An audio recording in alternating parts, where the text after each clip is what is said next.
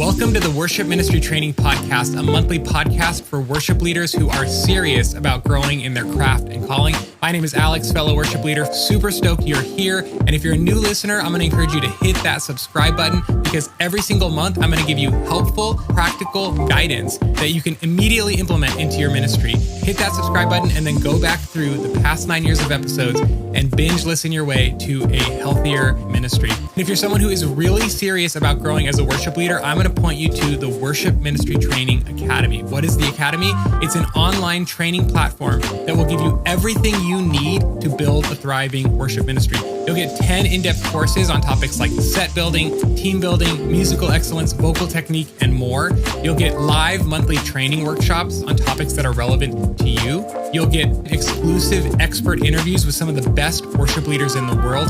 You'll get done-for-you ministry admin systems and audition process, onboarding documents, team training materials, and even team discipleship materials. We will take care of you so you can focus on leading your team. If that sounds like something that would be of help to you, you can try the Worship Ministry Training Academy for just $1 by going to worshipministrytraining.com. Sign up today for your $1 trial, and I hope to see you inside of the Academy. All right, let's get into today's episode. I'm excited to be with you guys today. I have a great conversation for you with some really smart people, Elias, Dummer, and that's kind of ironic, isn't it, Elias? But Elias, Dummer, and Shannan Baker, who are researchers from Worship Leader Research. So I'm going to bring them on the screen and we'll welcome them. Hello, guys. Hello. Really smart people. That's what I said. We had a whole conversation before about our weird last names. Yeah, I've spent my entire life trying to live mine down, but unsuccessful so far. Yes, and I don't think the listeners know my last name is Enfiedgen, and it means son of the snuff maker, and snuff is tobacco that you snort up your nose to get high. So that is my legacy, but we're breaking that in the name of Jesus. So hello, guys. It's good to have you. It's great to have you on. You, Elias and Shannan, you guys led an academic research project, a pretty large-scale one, studying the origin of the top worship songs that are sung in churches all over the world. And you had some interesting findings, and I want to talk about those in a second. But before we even talk about the findings, I just want to know what made you guys even want to research the origin of where our worship songs are coming from today. Yeah. Well, I mean, our project is collaborative, so I'll share a little bit of what I know, and I'm sure Shannan will too. And there's 3 other researchers who are part of this. Partly from my version of events, at least, is we're building on some work that Mike Tapper and Mark Joliker did previously, which was kind of looking at the shelf life of worship songs, if you will. So they found that worship songs had a much shorter life cycle than they did in the past in terms of their use in churches. And that was a few years ago now. I was in a band called the City Harmonic and continued to work as a recording artist and got to know Mike back when he was a pastor. And so Mike Tapper is the answer. We came together, and I'm a recording artist and, you know, a worship pastor. I've planted a couple of churches along the way, and I care a great deal about worship music and formation and what it means to the day-to-day life of believers. And so as a writer and songwriter, I mean, a lot of the people we've talked about in our study are my friends. So it's just something I care about a great deal. And I feel like we should be wanting to have important conversations about what it is versus what we might take for granted that it might be. Yeah, I mean, for me, my involvement is a little bit different. So being on the academic side, my area and topic for research is contemporary worship. That is what I research. I know some people find that interesting, like you can research contemporary worship. Yes, I got my PhD in that topic. So I've spent a lot of time looking at the songs and these contributors. I just finished my dissertation on that topic. Hopefully we'll have a book coming out in the next few years on the topic as well. So for me, when Mike came to me with this idea, really he found me because of my research and then wanted to bring me on to basically help me answer, in a sense, some of these questions by being able to have conversations with like-minded people. So my entry point's a little bit different, but I think all of us have the same desire to want to address and bring light to the current situation and just be a part of the conversation. Yeah, that's great. And just to be clear, backstage, and I know my title is kind of clickbaity. I think I wrote the Megachurch Monopoly of Music, and how a handful of churches is shaping how the rest of us worship. It's kind of very like us and them. That's very clickbaity, and I apologize in advance. Hey, we did it too. Yeah, it's not the heart of any of us here. The heart is not to say those big bad megachurch people. By the way, I work at a megachurch, okay, like a gigantic one, and it's like, we can just say that just because it's big doesn't mean it's bad. Right. Okay? Right. And the people in these churches are not evil people trying to do evil things. There's an entire history and system of how we ended up in this place that I think we need to dissect as we have this conversation. So we're not coming at it from those people are intentionally being evil. It's just, how did we get here? What does it mean for us? And what's good and bad about it? And kind of how should we be thinking biblically and healthily about these topics? So, totally. With all that said, what were the findings from this research project? You studied the top songs that we're all singing in all of our churches, and what were your findings? Yeah, so ultimately, I think it's important to first address that we were specifically looking at the 2010s decade. We weren't looking at the last 3 years, so we were addressing the landscape of the 2010s decade. So what we found, we created a list that ended up being 38 songs. So over 10 years, only 38 songs were on these top lists with both praise charts and CCLI Song Select top charts. And what we found as we were looking through it, obviously your big four artists, so your Bethel, Elevation, Passion, and Hillsong, those four had many songs on our list. Just released on their original artist albums, they're on the list. But as we kept going, we kept finding more and more connections from collaborations. So various songwriters from those bigger groups, songwriting with some individuals, including Phil Wickham, on some of his songs and others. And that raised the number even higher.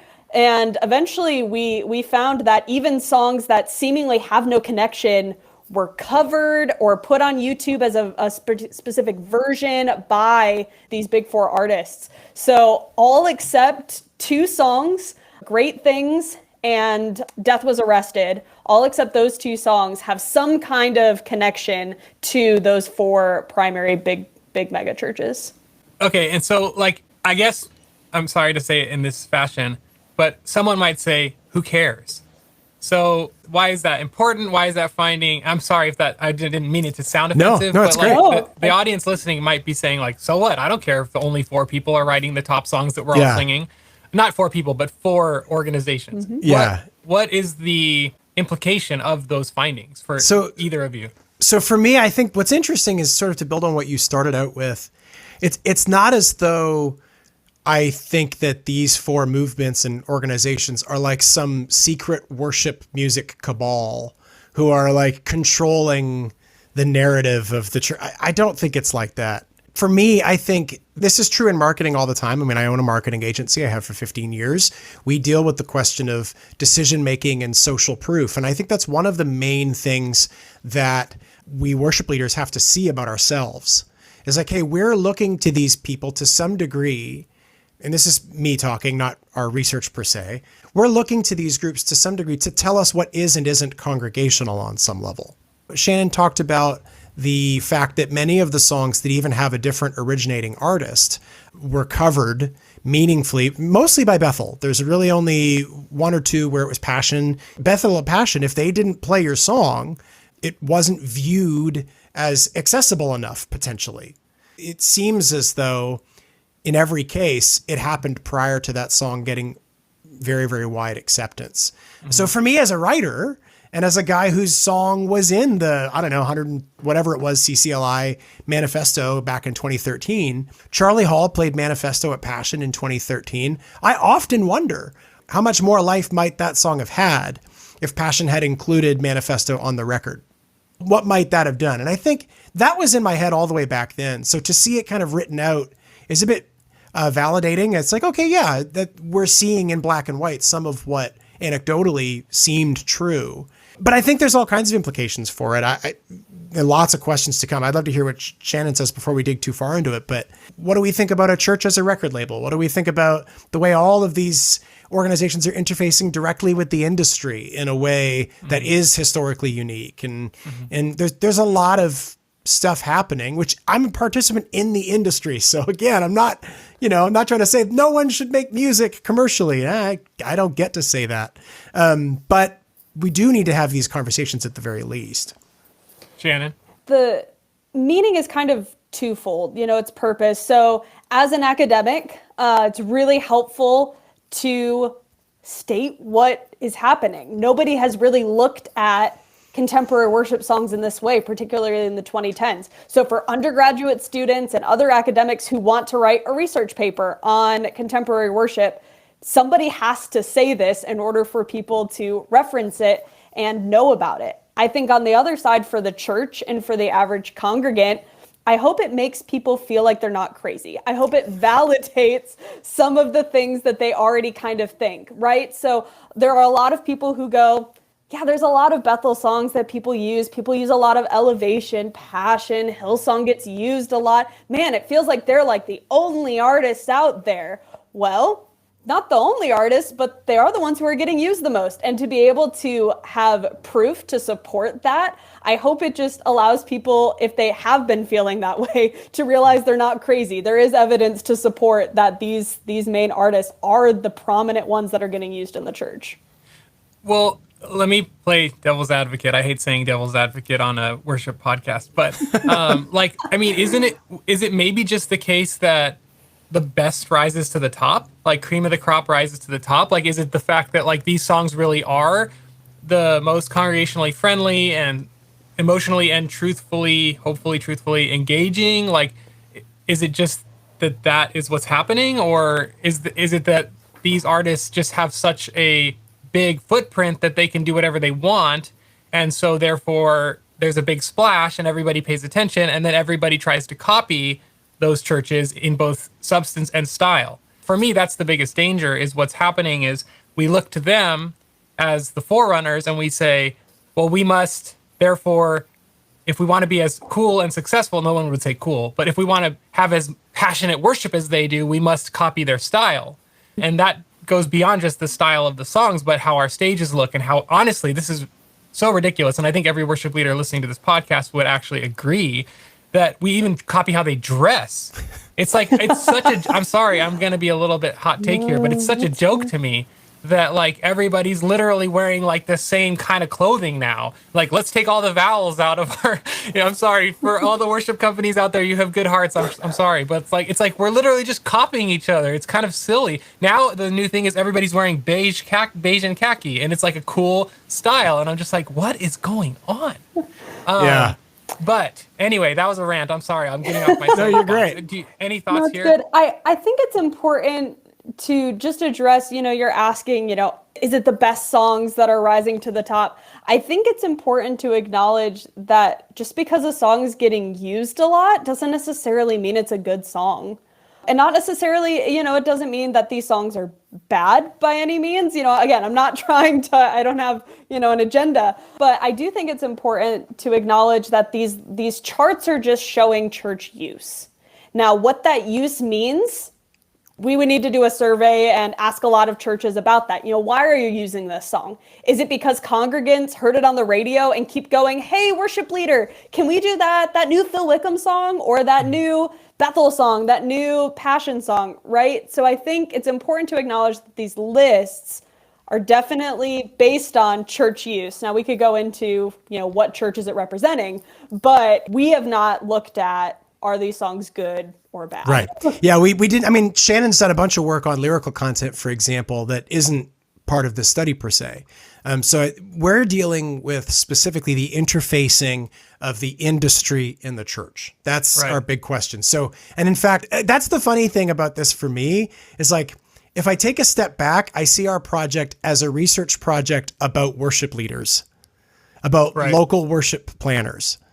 And at the end of the day, the foundation for that work required us to outline and identify who the major components to the industry are. And so it's funny that it's coming across as a report on the industry, when really our first finding is an attempt to define the state of the industry so that we can then examine the worship pastor's relationship to it. Which for me, coming from the marketing strategy and research world, and day in, day out, I'm thinking about the way that people understand their relationship to brands. I mean, it in almost every vertical and every business domain, there are a few parties that are the dominant players. That's always true. And recent Trout talk about it as like, it's always a 2-horse race. It's always Coke and Pepsi, and then everybody else. Yeah. And that's kind of true. I mean, it kind of plays out that in almost every business type, people think of 2 brands. They can think of a maximum of 7 to 10 brands in total. And so generally speaking, it kind of makes sense that we have 4 that are really stand out. And then there's a bunch of others that become more idiosyncratic. So none of that is really news. And on some level, I think a lot of worship pastors are really busy and stressed and stretched thin. They have a large creative role. And so there's this kind of reality of like anything which helps close the time gap and the need gap to say, there's 1,000 songs a week coming out. What do I do? Anything which helps do that, of course, worship leaders will gravitate towards.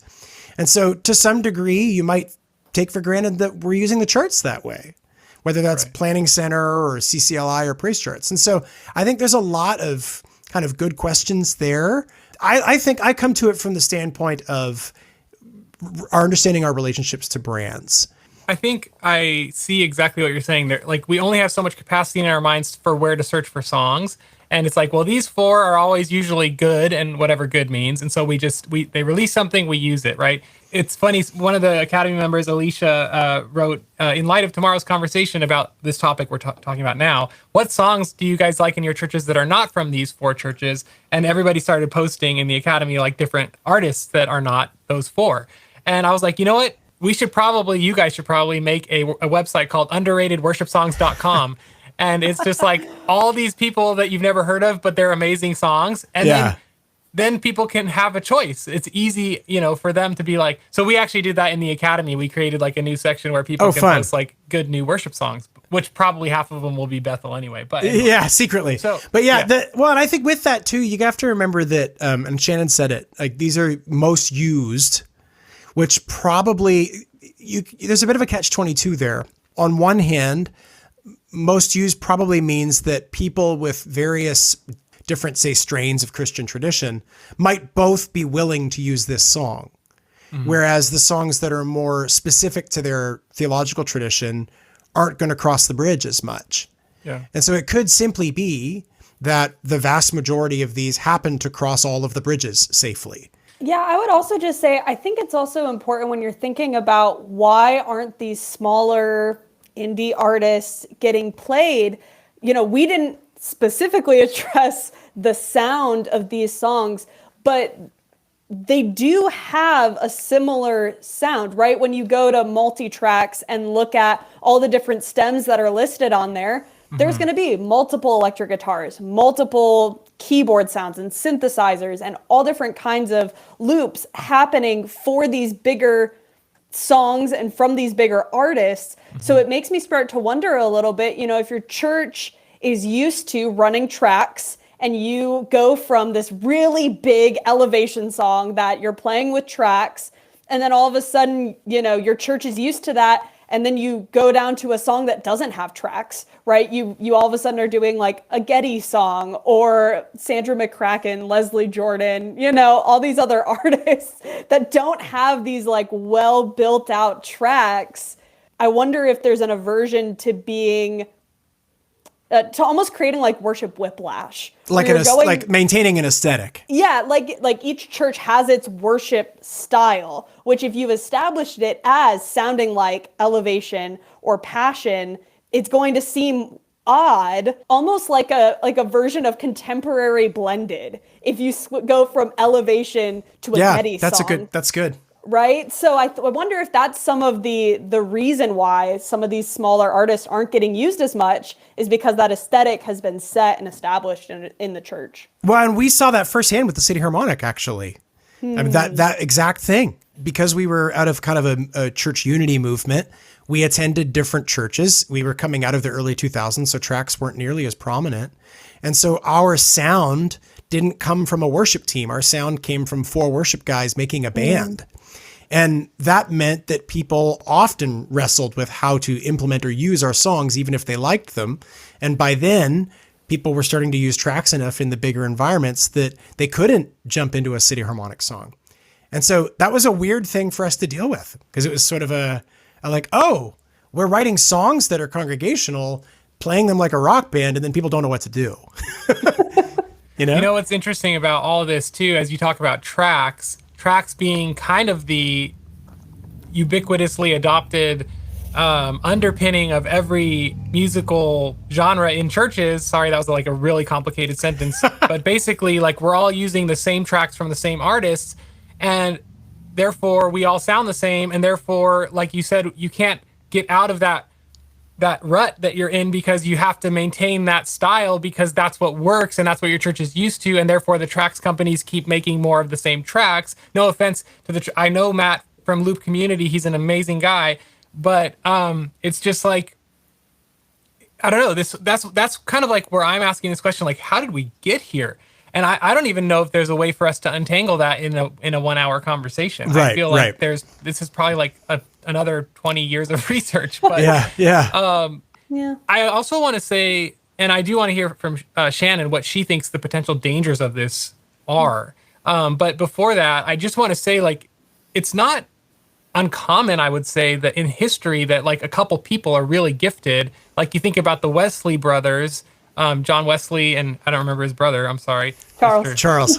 Thank you. And then you have like, then you have Fanny Crosby, who like prolific hymn writer. She wrote how many, hundreds, thousands of hymns, and we still sing them. So, I mean, these guys, they would be the Megachurch Monopoly back then too, right? So it's not necessarily that like, this is the first time this has happened. It's just, I don't know, but that's just a sidebar comment. I'd love to ask you though, Shannan, in terms of the dangers of having a few songwriters giving the entire worship vocabulary of the modern church. I think that the danger is that I think that's a very strong word. I think what people miss out on are the really great songs that have been written by indie artists that maybe only a handful of churches are using, that more churches don't know about, right? That aren't getting as much, publicity. The light is not on them. They're harder to find. I think that's what the church misses out on by continuing to perpetuate this cycle of these, 4 main artists that they've grown up with, that they've listened to, that they trust. But I think there are a lot of really great songwriters that are out there that are just not known. And it's not that their songs are at the same level of publicity as these other ones and people are going, nope, I'm going to choose that one. It's that these songs often don't have a big label behind them to get them up to that same eye level where worship leaders can really make their own decision, right? They're kind of hidden and unknown. And I think that's the potential danger of just perpetuating the same artists. I'll share some things that I actually think are dangers. And then Elias, I want you to jump in because I feel like you want to say something, but I never don't. Okay. Here's some dangers that I see. So theology, right? Obviously is like, if you put like music in people's minds, they carry those thoughts with them because music is a mnemonic device. It helps you remember things, right? So theology, so a church has a certain theology and they export it to the world through their songs. That's one potential danger. And if there's only 4 voices in that export, that's a pretty small minority of theological, whatever. So another danger with having just 4 churches create our worship vocabulary, because worship it's a training center. Like corporate worship is training for private worship. Like what you say, what you pray, what you sing trains your congregation to take those thoughts and those concepts to their private prayer life. Okay, so if you only have 4 people or 4 organizations, and they're not that their goal is this. I'm sure that their goal is to honor God, but their goal is also to get their songs played and picked up and all that. So then what they're going to do is they're going to write songs that people respond to, whether or not those are the truths that people need to be saying. So the people might want to sing about God, you're my victory, you're going to come through for me. They might want to sing that, but they might need to sing something else that is less popular to say. But the churches or the artists aren't going to write those truths that the people need to sing about, because that's not what gets traction, if that makes sense. Sure. So now you have this like cycle of like, we're going to just keep pumping out songs about God being our genie, and he's going to deliver us from our enemy, whatever, fill in the blank of what enemy is. It's my financial problem. It's fine. It's great. We need to cry those things out. But that seems to be the current theme that I'm seeing in like every song. So what are the themes that we're not feeding people every week because it's not as popular to say, and it doesn't get as big of an emotional response from the congregation? So, well, but I will. Go ahead. I challenge that a little bit, though. Is it the Big Four's fault for not providing songs, or is the burden on the worship leaders for not desiring and wanting to schedule those songs? Yep. Right? Yeah. Those songs exist out there. There's a few even on the albums from these primary contributors. They're just not ones in the top 25, but they're on there. You know, Hillsong United has a song on their Empires album, I believe, literally called Even When It Hurts, right? Nobody has really used that song as much. It's not even in the top 100, but it exists, right? And so I also just, I wonder how much of the burden do we place on these, worship artists that, at least at the songwriter level, are just trying to be faithful to their church and hoping it blesses the larger church. Yep. Is the burden on them, or should the burden be on the worship leader at the local church who's picking the songs? Wow. Yeah. Building on that, like, I think I agree with Shannan. There is a bit of an attribution problem here where we want to externalize the problem. We want to say it's them doing it to me. And it might be true. That's not to say that there aren't people doing real business things that help consolidate their position. Of course there are. Of course. We're not saying that doesn't exist. What we are saying is it's not as though we get to say that big bad thing over there is the problem and I have no responsibility here. I think where it does get complicated for me is in what you might call like the mythos of the worship industry. The reality is, and one of the findings actually in their academic work was that since, 2016, I think? 2017, all of the songs in the top 25 since 2017 were released individually as singles, which seems on one level a little bit like a duh moment. That was my first reaction. That was our conversation, because it's sort of like saying every hit record in the 80s was sold on tape. Big deal, right? But what it does speak to, and we're starting to tease this out in some of our writing, is it does speak to the degree to which worship resourcing now takes the mechanisms of the music industry for granted.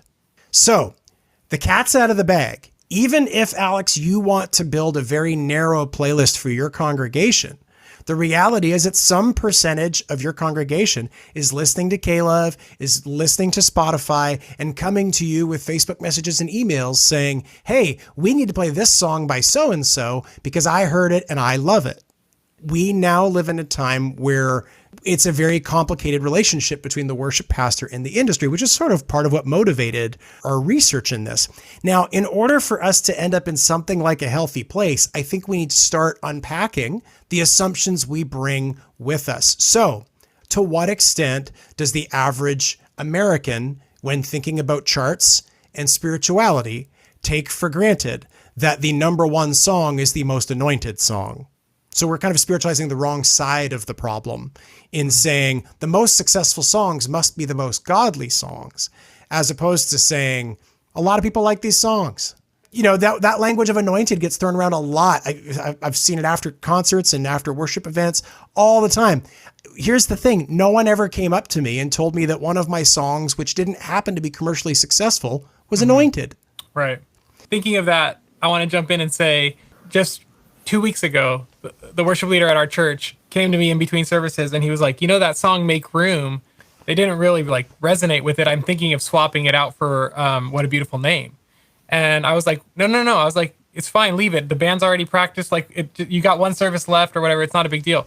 And I said, secondly, what if, just because they didn't raise their hands and like have this humongous epic moment, like you're saying, most commercially successful, doesn't mean that they don't need to sing those truths. I will make room for you to do whatever you want to. Like, maybe if that's a quiet, humble posture of like reflection, and they need that. Don't just take it out of the set because they didn't raise their hands. Like, that's the wrong way to gauge the success of a worship song. So I completely agree with you. And I love what both of you are bringing out, which is the burden is actually on us as worship leaders to be thinking along these lines. The problem is, and this is why worship ministry training exists, most worship leaders get zero training, theological, musical leadership at all, which is why I created what I've created, because we just say, here's a guitar, you're in charge. And it's like, what the heck? Yeah. And so, of course, worship leaders are not equipped to think along these lines. So I love that you're putting it back on us in a loving way to say, we need to do better as worship pastors, worship leaders, to say, how should I be thinking about corporate worship? How should I be thinking about my church's worship vocabulary and feeding these truths to my people and training them in a very robust, well-rounded biblical worship experience. So, oh, totally. Well, I mean, Mike and Mark's first work, which sort of springboarded this whole project, was about the shelf life, the life cycle of worship songs. And I mean, even if you look at some of the science of learning, let's say, we think about repetition often, but it isn't repetition in the moment that causes us to cement concepts. It's repetition over time. And so if we have these songs coming in and out at a rate more similar to the Billboard charts, then we're actually not repeating songs often enough and long enough that we're learning anything at all. So the songs almost become swapped out easily for a feeling, which, so Alex, on some level, like, your worship leaders reading the room correctly in that, like, we are often using worship this way. Now, emotion plays a big role in learning, right? But we're using songs to create a satisfactory feeling, and that is good. I'm not against that at all. But the content almost becomes secondary to the response and that sense of being able to manufacture that feeling. It is a tricky thing for sure. Yeah, I would also just say, and Elias, you kind of hinted this a little bit, what our research reveals is that the church, at least on some level, is desiring a canon, right? It is creating a canon of songs, a body of songs that are consistently sung over and over again, right? When we think about the collection that we created based on these charts that are created based on church reporting, church use, only 38 songs over 10 years. 10 years. And obviously those were all released at different times throughout the decade. But if you divide 38 by 10, you're just under 4 songs a year that are getting added to this list. And, it just speaks to the fact that the church is gravitating towards a set category of a certain canon of songs that will be repeated again, and again. Now, it's not to say, again, that these songs are great or not great. It's just the songs are being perpetuated in the church and creating this canon.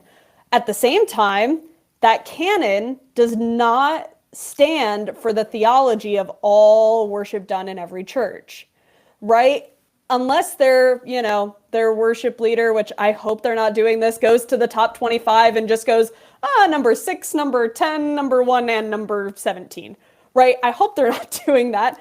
But, for the ones who are planning a worship service and pulling from a lot of different places, the songs even that we're looking at are often, one of these songs in a mix of a bunch of other songs that have their own message and content and theology. So I think it's important that while we're looking at this canon that's been created, that's helpful to see, who are the major players?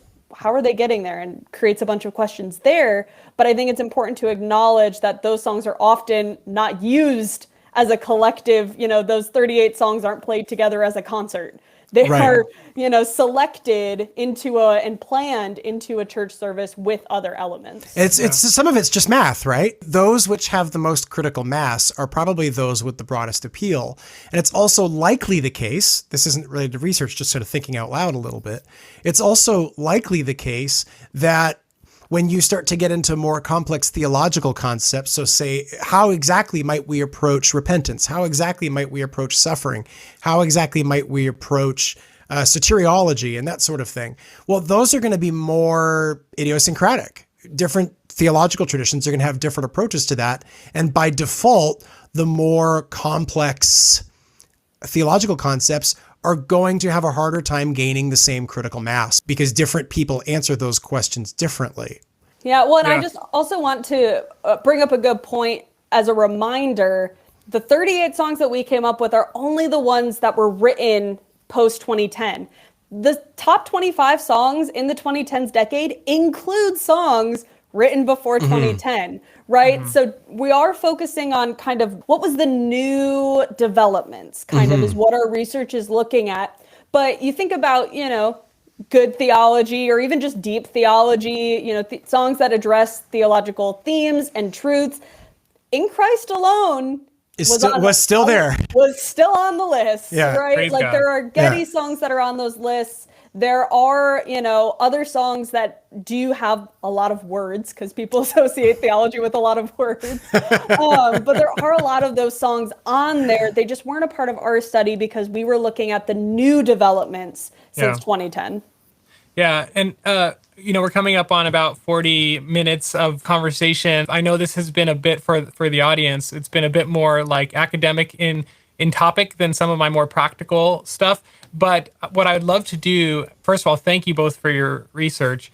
And second of all, I'd love for each of you to share what is a practical, just a practical application of what we've talked about that you think worship leaders can take and, apply to their ministry as they move forward with some of this knowledge in their minds. So either of you can start, and I'd love to hear from both of you, and then we'll wrap it up and go into our Academy Q&A. Yeah, I'll go first. I think my best piece of advice, and I think it relates in some ways almost directly to our research. I think whatever songs that you pick, be intentional. Don't just pick a song because you saw it advertised to you on CCLI Song Select. Don't become complacent in the call that God's put on your life. Be intentional in the songs that you pick. If a song kind of fits and it's by Elevation, maybe look for a song that really fits, that's by a smaller artist that maybe you just haven't heard that song yet. So don't become complacent, be intentional, and be faithful to where God's called you. That's great. That's great. Yeah, I mean, I think my advice for worship leaders in general is first broadly and secondly more specific. First broadly, remember that you and the people on the other side of that line in the sand, the congregants, are human beings with bodies and brains and hearts and complex experiences. And I think we too rarely approach worship with that in mind. I think we have expectations that are based on assumptions very often. And I think this is no exception. So I would say if the temptation is to go the easy way, in other words, they already know these songs. And look, I understand that. They already know these songs. It's going to be easier to teach them. They're hearing them on the radio. Two things I would say to that. One, at least in the States, only 1 in 5 Christians in the pew listens to Christian music other than on a Sunday morning. 1 in 5. Yep. And so the vast majority of people, the only experience they have of worship music are the songs you play for them. And so play those songs on purpose, think about them a lot, and be willing. Now, I'll say this, the tension between worship pastor and senior pastor is very real sometimes on this topic. The idea of boredom, the idea of so-called complacency, the role of, repetition of songs, getting like, oh, that song's stale now, we need a new song. The reality is that's a tough thing to work out because my practical advice would be play fewer songs more often. Help your people really get to know what you're playing. I mean, you look at the thing in Asbury earlier this year, they played many of these songs. They played songs people could sing without projection. So if we're not playing our songs until we don't need the screen, then we're not teaching people much of anything. That's good. So we should be playing these songs until they really, really know them. That's great. Yeah, thank you guys. My advice is somebody needs to start underratedworshipsongs.com and put all of the great songs we've never heard of, group by theme, and I'll promote your website for you. Guys, thank you so much. So for the listeners who are interested in what you're doing, worshipleaderresearch.com is one place. And then is it eliasdummermusic.com? No, eliasdummer.com. And I'm, always sharing stuff on Instagram as well. So, yeah. Great. So I'll put links in the show notes for all of that. Thank you guys so much for your time. And for the listeners who are listening or watching after the fact, thanks for tuning in. And if you'd like to join us inside of the Academy, we would love to have you. You can try it for just $1 at worshipministrytraining.com. For the Academy members, we're going to jump into our live Q&A. So just hold tight for 1 second. God bless the rest of you. See you next month. Thanks for tuning in today. I hope this episode encouraged you, helped you, and pushed you forward in your ministry. If it helped you, can you take a second and help us by sending it to just one person that you think needs to hear this? And if you're feeling extra nice, leave us a nice, shiny 5-star review on Apple Podcasts, or like this video if you're watching it on YouTube. If you want to discuss this episode or ask questions, we do have a free section in our Academy where you can post comments and questions and chat with other worship leaders just like you, and also sample some of our courses. And you can go to worshipministrytraining.com/free to join us inside the free portion of the Academy. If you're looking for more, check out the Full Access Academy. You can get 15 days for just $1 to start and try things out. Again, you can try all of it for 15 days for just $1 by going to worshipministrytraining.com. Hope to see you inside the Academy, or else I'll see you next month for another helpful episode.